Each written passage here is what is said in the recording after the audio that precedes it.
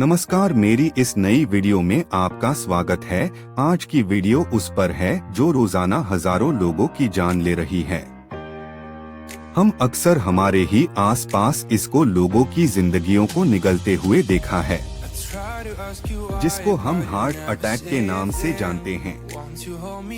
इसने सिर्फ बूढ़े बुजुर्ग को ही नहीं बल्कि नौजवानों को भी अपना शिकार बनाया है। तो चलिए हम इस खतरनाक बीमारी के बारे में जानते हैं। हार्ट अटैक मुख्यतः तब होता है जब हार्ट में खून का बहाव कम हो जाता है। अब आपके दिमाग में आएगा कि बहाव कैसे रुकता है, तो जानिए कि बहाव आम तौर पर कोरोनरी आर्टरीज यानी कि धमनियों में फैट और कोलेस्टेरोल के जमने से होता है, जिसे हम प्लेग कहते हैं। इसके बनने की प्रक्रिया को एरिथ्रोस्क्लेरोसिस कहते हैं। कुछ टाइम बाद यही प्लेग निकलकर पूरी धमनियों को बंद कर देता है और खून का प्रवाह पूरी तरह से बंद हो जाता है, जिससे हार्ट की मांसपेशियां नष्ट हो जाती है, जो कि हार्ट अटैक का कारण बनती हैं। मुख्यतः हार्ट अटैक ऐसे ही होता है। तो आइए हम कुछ रिपोर्ट पर एक नजर डालते हैं। कोरोनरी हृदय रोग का सबसे आम प्रकार है, जिससे 2020 में 382,820 लोगों की मौत हुई है। 20 वर्ष और उससे अधिक आयु के लगभग 20.1 मिलियन नौजवानों को कोरोनरी धमनी रोग लगभग 7.2% है। 2020 में कोरोनरी धमनी रोग से लगभग 10 में से 2 मौतें 65 वर्ष से कम उम्र के नौजवानों में होती हैं। हर 5 में से एक हार्ट अटैक ऐसा होता है जिसमें मरीज को पता ही नहीं चलता कि उसको हार्ट अटैक आया है। इंडिया में हार्ट अटैक सबसे ज्यादा मौत का कारण बनता जा रहा है। रिपोर्ट की माने तो 24.2% लोग कार्डियोवैस्कुलर बीमारी से मरते हैं, जिनमें सबसे ज्यादा हार्ट अटैक से मरते हैं। भारत में विभिन्न भौगोलिक क्षेत्रों में फैली 1.27 बिलियन से अधिक की अनुमानित जनसंख्या में से लगभग 45 मिलियन लोग कोरोनरी धमनी रोग से पीड़ित हैं। डॉक्टर निखिल कुमार, निदेशक cardiology, Fortis memorial research institute, Gurgaon कहते हैं, मौजूदा अनुमानों के अनुसार भारत में जल्द ही दुनिया में हृदय रोग के मामलों की संख्या सबसे अधिक होगी और वर्ष 2030 तक 35.9% मौतों का अनुमान। शुगर और हाई ब्लड प्रेशर ने हृदय रोग के मामलों में वृद्धि की है। भारत में शुगर रोगियों की आबादी लगभग 50.8 मिलियन है, जो कि अंतर्राष्ट्रीय मधुमेह महासंघ के अनुसार दुनिया के सभी हिस्सों में अब तक की सबसे अधिक संख्या है।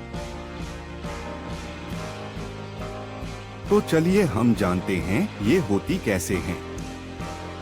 शुरुआत होती है हमारे ज्यादा फैटी और हाई कोलेस्टेरोल वाली चीजें खाने से, जो हमारे बॉडी में मेटाबोलाइज नहीं होते और ब्लड में घूमने लगते हैं, और ये धमनियों के सबसे ऊपरी लेयर, जिसे हम एंडोथेलियम कहते हैं, उसमें चिपक जाता है, जो एक लकीर जैसा स्ट्रक्चर बना देता है जो आगे बढ़ता रहता है, जो आगे चल के एक फाइब्रस प्लेग बन जाता है। इसके बनने से आर्टरी, जिसे हम धमनियां कहते हैं, उनको लगभग बंद कर देता है, जिससे खून का प्रवाह कम होने लगता है और हार्ट में ऑक्सीजन और न्यूट्रिएंट्स की कमी आ जाती है, जो कोरोनरी आर्टरी डिजीज बन जाती है। यही हार्ट अटैक का कारण बनती है। तो आइए हम जानते हैं हार्ट अटैक के लक्षणों के बारे में। इस सेगमेंट में मैं एआई की मदद इसलिए नहीं ले रहा हूं ताकि मैं आपको इसके लक्षणों को क्लियरली समझा पाऊं, क्योंकि अगर हमें हार्ट अटैक के लक्षणों के बारे में पता होगा तो हम बहुत हद तक इस प्रॉब्लम से लड़ सकते हैं। कुछ हार्ट अटैक सडनली आते हैं, लेकिन कुछ वार्निंग दे के आते हैं। मतलब कुछ लोगों में इसके लक्षण कुछ हफ्तों पहले, कुछ दिन पहले या कुछ घंटों पहले दिखाई देने लगते हैं, जैसे कि एंजाइना, जो आपको लगभग 1 हफ्ते पहले से ही शुरू हो जाएगा। ये एंजाइना में तो मतलब होता है सीने में दर्द। ये दर्द ऐसा होगा कि आपको ये दर्द होगा, फिर बंद हो जाएगा, फिर होगा, फिर बंद हो जाएगा। लेकिन हार्ट अटैक के कुछ घंटों पहले ये जब आपको होगा तो वापस नहीं जाएगा, मतलब ये आपको होता रहेगा। इसके साथ आपको बेचैनी होगी, फिर आते हैं उन लक्षणों के बारे में जो कुछ देर पहले दिखाई देते हैं, जैसे सीने में दर्द। ये दर्द आम दर्द से अलग होगा क्योंकि इसमें आपके सीने पर दबाव और जकड़न महसूस होगा, जैसे कोई भारी चीज सीने पर रख दी गई हो, जिससे सांस लेने में भी प्रॉब्लम होगी। ये दर्द ऐंठन जैसा होगा। मैंने इसको आम दर्द से अलग इसलिए कहा है क्योंकि यह दर्द सीने से पीछे होता है, यानी पीठ के साइड में। फिर यह धीरे धीरे कंधे की तरफ बढ़ेगा, कंधे के साथ साथ ये गर्दन को भी अपनी चपेट में ले लेगा। धीरे धीरे ये जबड़ों तक भी पहुंच जाएगा और जो है आपको लगेगा कि आपके दांतों में भी दर्द हो रहा है। इसका दूसरा सबसे बड़ा लक्षण होता है कोल्ड स्वेट, यानी आपको ठंड लग के पसीना आएगा। जनरली आम दिनों में जो हमें पसीना आता है वो गर्मी लग के आता है, यानी कि गर्मी से हमको पसीना आता है। होता क्या है कि आपकी बॉडी की होम्योस्टेटिस होती है, यानी कि आपकी बॉडी का टेम्परेचर जब नॉर्मल टेम्परेचर से ऊपर चला जाता है तो बॉडी का डिफेंस मैकेनिज्म उसको कंट्रोल करने के लिए बॉडी को कोऑर्डिनेट करता है कि बॉडी से पसीना निकले, जिससे वो टेम्परेचर नॉर्मलाइज हो जाए, मतलब नॉर्मल हो जाए। लेकिन इस केस में, हार्ट अटैक के केस में, आपको पसीना के आएगा और उसके साथ आपको ठंड भी लगेगी। इसके कुछ और भी लक्षण होते हैं, जैसे कि आपको थकान लगेगी। थकान का कारण ये होता है कि आपकी बॉडी में ऑलरेडी ऑक्सीजन की कमी हो चुकी होती है, क्योंकि आपकी धमनियां, आर्टरी जो हैं वो या तो ब्लॉक हो चुकी होंगी या ब्लॉक होने वाली होंगी। उसके साथ आपको चक्कर भी आएगा क्योंकि बॉडी में ऑक्सीजन की कमी होगी और बॉडी का जो है माइंड का कंट्रोल जो है बॉडी से धीरे धीरे समाप्त होना शुरू हो जाएगा। इसके साथ आपको झुंझुनी आएगी क्योंकि वो भी एक लक्षण होता है ऑक्सीजन की कमी का। जी मिचलाएगा, सांस लेने में भी प्रॉब्लम होगी। बहुत से केसों में औरतों में देखा गया कि उनके पीठ में, गर्दन में और बाजू में बहुत तेज दर्द होता है। ये कुछ घंटों पहले होता है हार्ट अटैक आने के। अगर आपको या किसी और को ऐसे लक्षण दिखें तो तुरंत डॉक्टर से संपर्क करें। बहुत लोगों को हार्ट अटैक के लक्षण के बारे में पता ही नहीं होता, इसलिए उनको अपनी जान गंवानी पड़ती है। इसलिए दूसरों को भी लक्षण के बारे में बताएं और खुद भी जानें। अगर हमें लक्षणों के बारे में पता होगा तो हम इजीली पता कर पाएंगे कि ये कोई नॉर्मल सा पेन है या हार्ट अटैक का पेन है, या ये जो लक्षण दिख रहे हैं किसी और अन्य बीमारी के हैं या हार्ट अटैक की बीमारी के। जनरली लोग यही नहीं पता कर पाते हैं कि हार्ट अटैक का लक्षण है या कोई ऐसी नॉर्मल बीमारी का लक्षण है। जैसे कि आपको चेस्ट पेन जो होता है वो और भी कारणों से हो सकता है, लेकिन ये चेस्ट पेन दूसरी तरीके का होता है क्योंकि इसमें आपका जो दर्द होता है वो पीछे की तरफ बढ़ेगा और गर्दन और जो है कंधे की तरफ भी बढ़ेगा। नॉर्मल जो आपका चेस्ट पेन होगा वो सामने की तरफ होगा, सीने की तरफ होगा, लेकिन ये चेस्ट पेन दूसरी तरीके का होता है। इसलिए जरूरी नहीं कि आपको हार्ट अटैक आने वाला हो। अगर आपको ऐसा पेन आ रहा है, पेन हो रहा है सीने में, तो जनरली ये नहीं होता कि आपको हार्ट अटैक ही आएगा। लेकिन अगर पेन आ रहा है मतलब आपके बॉडी में कुछ प्रॉब्लम है, तो आप एक बार डॉक्टर से जरूर मिलिए और उनको इस बारे में बताएं, क्योंकि हो सकता है कि वो बीमारी दूसरी हो। अगर वो हार्ट अटैक का सिम्टम हुआ तो आपको अपनी जान से हाथ धोना पड़ सकता है। ज्यादातर लोगों को पता ही नहीं होता है कि हार्ट अटैक के लक्षण क्या हैं। वो नॉर्मली कहेंगे कि अरे हमारे गैस है इसलिए जो है ये दर्द हो रहा है सीने में, और या दूसरे कारण बता देंगे। उसके बाद लाइटली उसको ले लेते हैं और जो है उनको अपनी जान से हाथ धोना पड़ता है। ज्यादातर केसों में देखा गया है कि आपका हार्ट अटैक है वो रात के 11 बजे के बाद से सुबह के 4 बजे के बीच में आता है, क्योंकि होता क्या है कि आपकी बॉडी उस टाइम रेस्ट पे होती है, यानी कि सारी मेटाबॉलिक प्रोसेस जो होती हैं वो हो चुकी होती हैं और आपका हार्ट बहुत सबसे पीक पे होता है, यानी कि उसकी जो धड़कन होती है वो सबसे ज्यादा उस समय हो रही होती है। हार्ट सबसे ज़्यादा तेज धड़क रहा होता है। और जैसे कि मैंने बताया कि आपकी धमनियाँ या तो पूरी तरीके से ब्लॉक हो चुकी हैं या ब्लॉक होने वाली हैं, तो वो लोड नहीं सह पाती हैं और हार्ट के ऊपर ओवरलोड पड़ता है, जिस वजह से आपको ये पेन और मतलब हार्ट अटैक आपको आता है। इंडिया में हार्ट अटैक केसेस बढ़ते जा रहे हैं और हार्ट अटैक एक पैंडेमिक का रूप ले रहा है, क्योंकि हम आए दिन देख रहे हैं हमारे आसपास, अपने पड़ोस में देख रहे हैं। अभी हाल ही में कुछ नेता अभिनेता भी इससे अपनी जान गंवा चुके हैं। आए दिन क्या यूं कहिए, हम रोज ही किसी न किसी के बारे में सुनते हैं कि उसको हार्ट अटैक हुआ। इसलिए हमको अवेयर होना है और इस बीमारी से बचना है, क्योंकि इंडिया जो है वर्ल्ड में डायबिटीज का सबसे बड़ा। अब बात आती है इसके डायग्नोसिस की, मतलब कि कुछ ऐसे टेस्ट होते हैं जिनसे हमें पहले से पता चल जाता है कि आपको हार्ट अटैक आने वाला है या हार्ट से आपको कुछ समस्या है।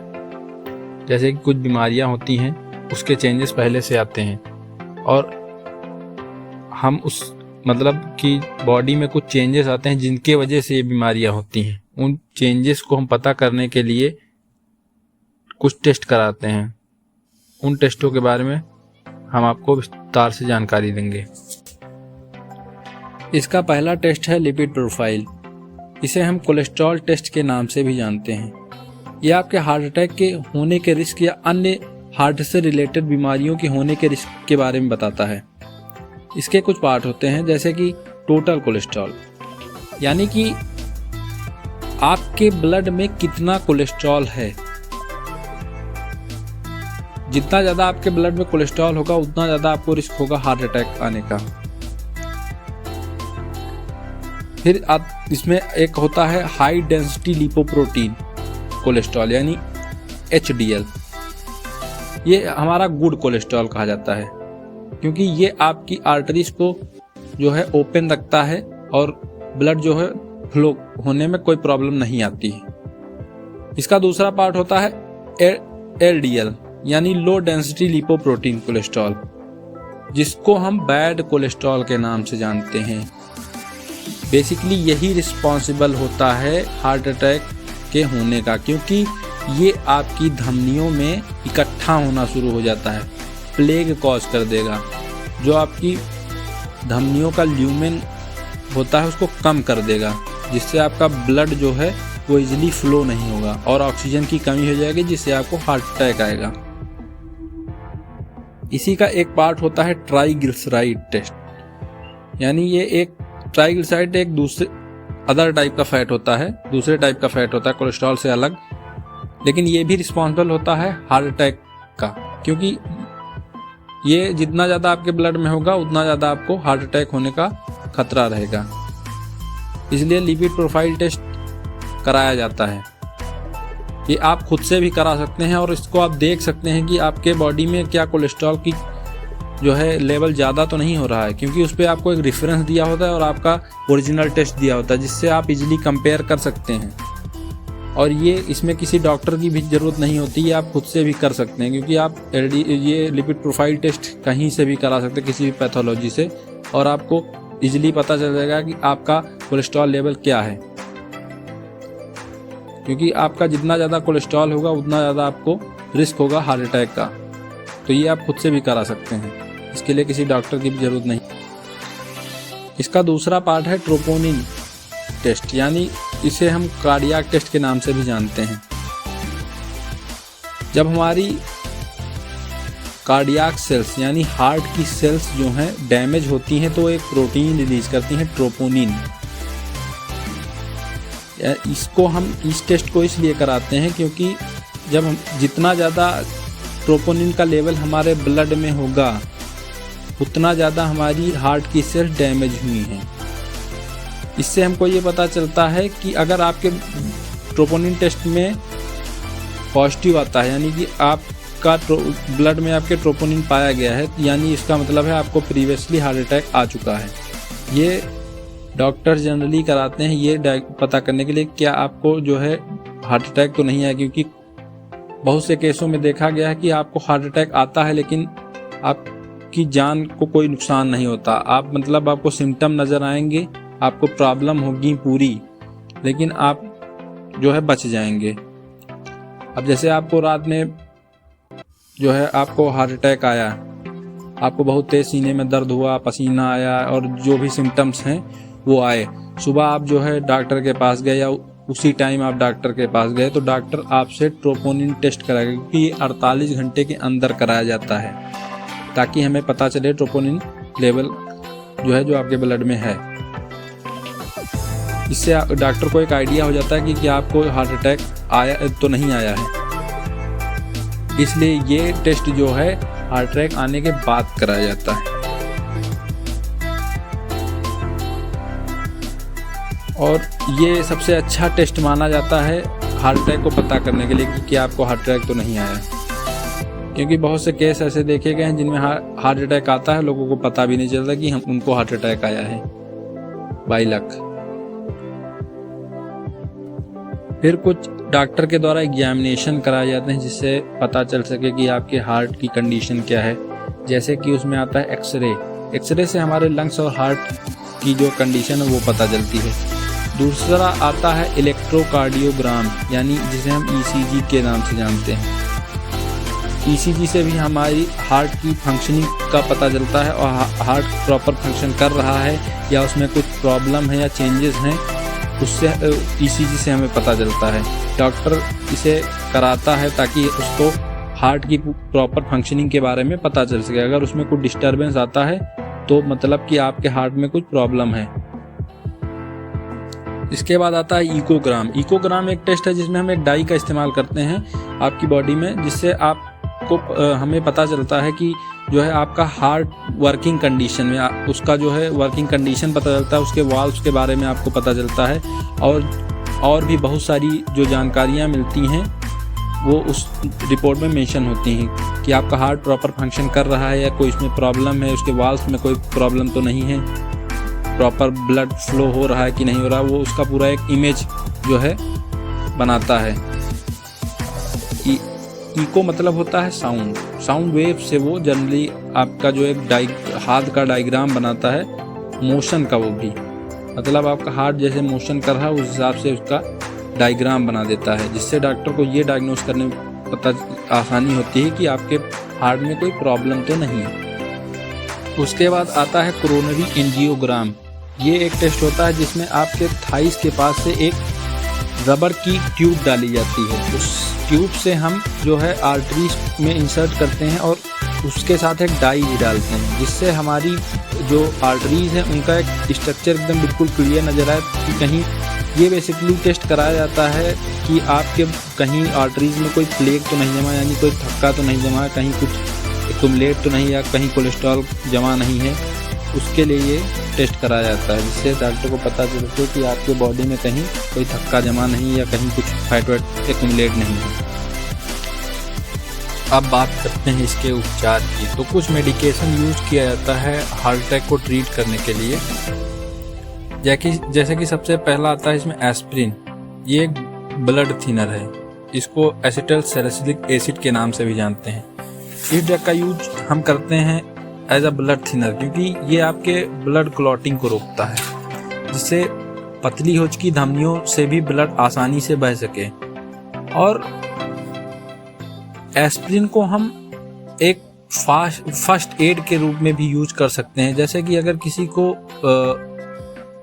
सिम्टम्स आए हार्ट अटैक के, यानी आपको दिखे कि ये सिम्टम्स हैं, आपको लगा कि इसको हार्ट अटैक आने वाला है, या वो जब तक अनकॉन्शियस ना हुआ हो, यानी कि बेहोश ना हुआ हो, अगर उसको हम एस्प्रिन देते हैं तो जो है वो आपके ब्लड को पतला कर देगा, जिससे आपको थोड़ा सा रिलीफ मिलेगा और हम मरीज को इजीली डॉक्टर के पास ले जा सकते हैं। मतलब थोड़ा सा टाइम मिल जाएगा आपको कि हम मरीज को ले जा सकें डॉक्टर के पास।